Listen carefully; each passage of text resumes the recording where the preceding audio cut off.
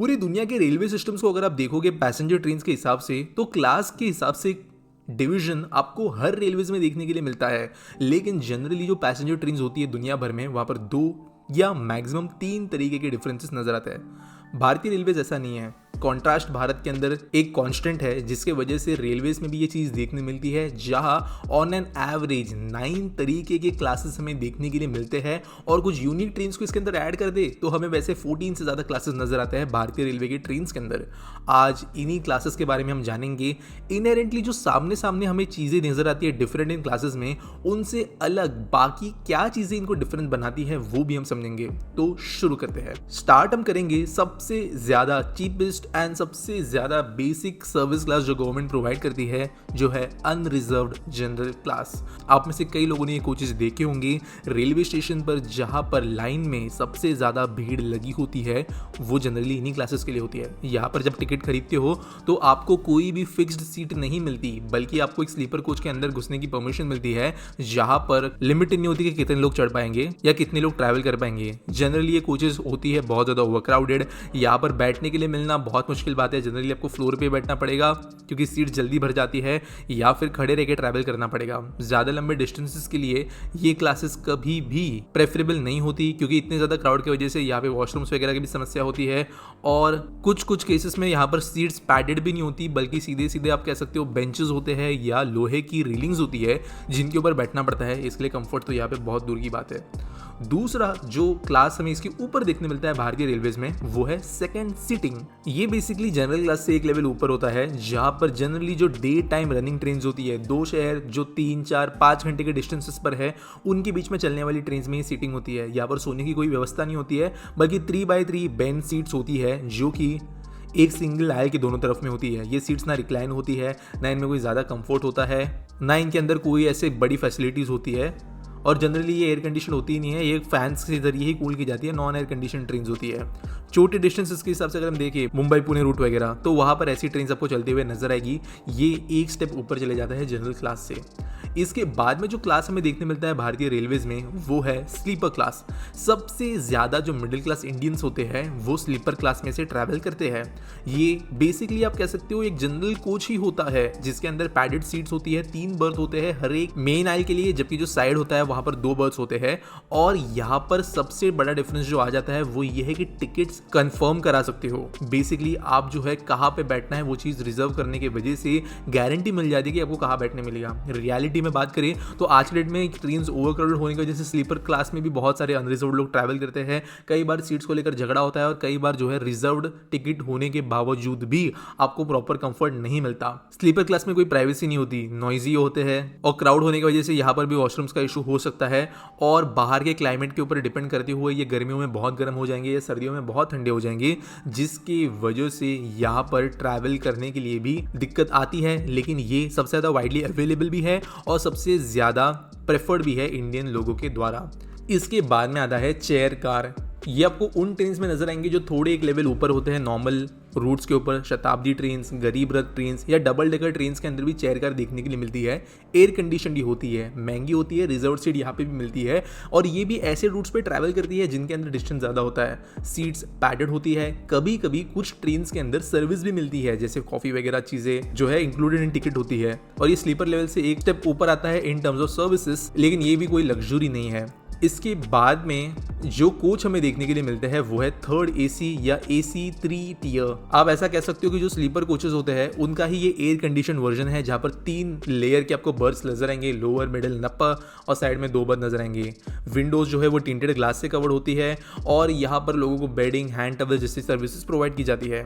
Generally temperature changes बाहर कुछ भी हो, AC कोचेस के अंदर जब तक AC खराब ना हो तब तक चीज़ें सही नजर आती है। अनरिजर्व्ड टिकट वाले लोगों को यहाँ पर घुसने के लिए कंपैरेटिवली कम परमिशन होती है, आप कह सकते हो ज़्यादा कंट्रोल किया जाता है उनको अंदर आने से, जिसकी वजह से यहाँ की क्राउडिंग लिमिटेड होती है, और इसकी वजह से क्लीनलीनेस, वॉशरूम स्टैंडर्ड्स भी मेंटेन हो पाते हैं। और जैसे जैसे इंडिया आगे प्रोग्रेस कर रहा है, थर्ड AC ज़्यादा प्रेफरेबल बनते जा रहा है कई सारे लोगों को लॉन्ग डिस्टेंस ट्रैवल करते समय। इसके आगे जो कोच टाइप है वो है second AC। Second AC basically ज़्यादा स्पेस प्रोवाइड करता है लोगों को। 3 बर्थ होने के बदले में 2 ही बर्थ होती है, और वही फैसिलिटीज़ जो आप कह सकते हो 3 एसी में मिलते हैं वैसे सिमिलर फैसिलिटीज यहाँ पे मिलती है। कुछ कुछ एडिशंस यहाँ पे होते हैं, जैसे कि कर्टन्स देखने के लिए मिलते हैं यहाँ पर ईच कंपार्टमेंट के अंदर। आजकल नई ट्रेन जो आ रही है वहाँ पर आपको चार्जिंग सॉकेट्स, बॉटल होल्डर्स, चप्पल रखने के लिए जगह, ये चीज़ें मिलती है, टेबल वगैरह मिल जाते हैं जो कि ट्रैवल एक्सपीरियंस को बेहतर बनाते हैं। ये भी बहुत ज़्यादा लोगों के द्वारा अब यूज़ होना शुरू हो गए हैं।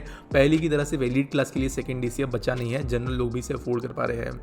अगला क्लास जो भारतीय रेलवेज के अंदर आता है, जो सबसे कॉमन ट्रेन के अंदर देखने के लिए मिलता है और हर ट्रेन में होता है, आप कह सकते हो जो भी लॉन्ग डिस्टेंस एक्सप्रेस चलती है, वो है फर्स्ट क्लास एयर कंडीशनड। इसको फर्स्ट एसी भी कहते हैं। कई बार लोग कहते हैं फर्स्ट एसी के टिकट के बदले फ्लाइट की टिकट ले लेते हैं क्योंकि ये काफी एक्सपेंसिव भी होते हैं, लेकिन कई दूसरे बेनिफिट्स फ्लाइंग के बदले यहाँ पर मिलते हैं। यहाँ पर आपको pillows, blankets, towel, room freshener, on call services, ये जैसी चीजें मिलती है। यहाँ पर जो कोच के अंदर बैठने की जगह होती है वो डिवाइडेड होती है कंपार्टमेंट्स में, जिसकी वजह से अगर आप 4 लोग ट्रैवल करते हो तो आपको एक पूरा कमरा मिल जाता है जहाँ पे दरवाजा बंद हो सकता है और प्राइवेसी मिलती है। कूप अगर आपको मिलता है तो आपको 2 लोगों का ऐसे कंपार्टमेंट मिलता है और यहाँ पे साइड के लिए कोई बर्थ होती नहीं है, बेसिकली सिर्फ एक गली होती है जहाँ से लोग आ जा सकते हैं। इसके वजह से यहाँ पर होता यह है कि वॉशरूम साफ होते हैं, हाइजीन मेंटेन किया जाता है और ऑब्वियसली फर्स्ट एसी के अंदर कई सारे सर्विसेज इंक्लूडेड टिकट होते हैं, जैसे कि ब्रेकफास्ट, स्नैक्स, मील्स, न्यूज़पेपर्स। कुछ नई ट्रेन के अंदर वाईफाई सर्विसेज वगैरह भी मिल रही है और ये होता है फर्स्ट एसी। इसके बाद में आता है executive air condition chair car या फर्स्ट ए या 1A कार्स, जो हमें कुछ प्रीमियम ट्रेन के अंदर नजर आती है, जैसे हमारी शताब्दी एक्सप्रेस हो गई, दुरंतो एक्सप्रेस हो गई, वहां पर ये मिलते हैं। ये चेयर्स होती है इंडिविजुअल, सीधे के सीधे बेंच नहीं होते। यहाँ पर जनरली डे ट्रिप्स के लिए ही इन ट्रेन का इस्तेमाल किया जाता है और यहाँ पे भी सर्विसेज अच्छी मिलती है, खाना, नाश्ता, newspaper, tables, charging circuits, curtains खिड़कियों के लिए, ये चीजें दी जाती है एग्जीक्यूटिव एयर कंडीशन कार के अंदर। ऐसे एग्जीक्यूटिव कार जो है अभी हमें कुछ नए ट्रेन के अंदर एक अलग पूरी तरीके की क्लासिफिकेशन दिख रही है, जैसे वंदे भारत के अंदर भी एग्जीक्यूटिव क्लास अलग है, लेकिन वो सर्विसेज जनरल जो दुरंतो शताब्दी वाला एग्जीक्यूटिव क्लास है उससे भी ज्यादा लेवल की मिलती है।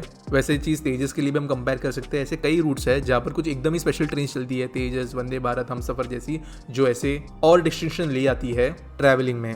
नेक्स्ट है एयर कंडीशन चेयर कार। अब पहले मैंने एक बार बात की चेयर कार की, इसके बाद में है सेकेंड क्लास जन शताब्दी के ऊपर।